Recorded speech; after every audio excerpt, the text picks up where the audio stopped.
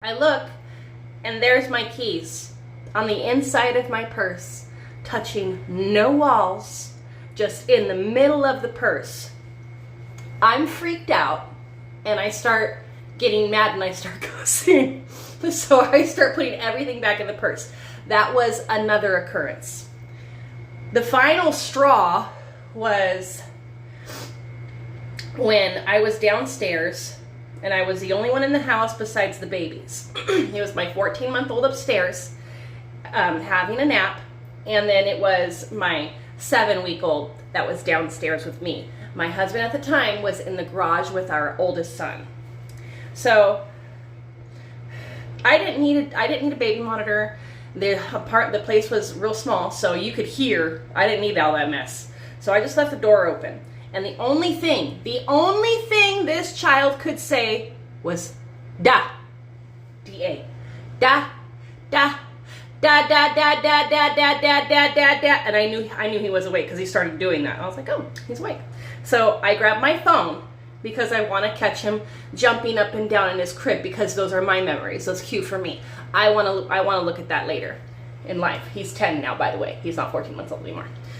And I open the door and I hear, and I go, oh, my baby.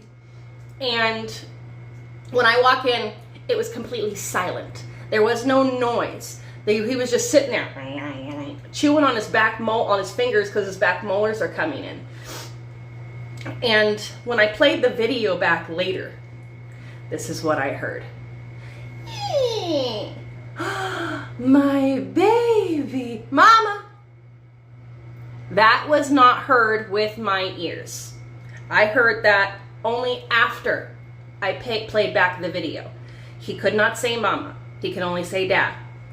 And if you look in the video, which I will share, if you look in the video, I'm right here in front. I'm playing my son.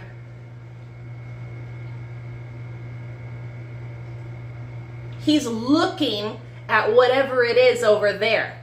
There's nothing over there. There's nobody in the place. So 3 days later, and I had told their dad about this, and he just blew me off. Okay, he blew me off completely. 3 days later, same kid, same room, different time of day. I'm going to run out of time.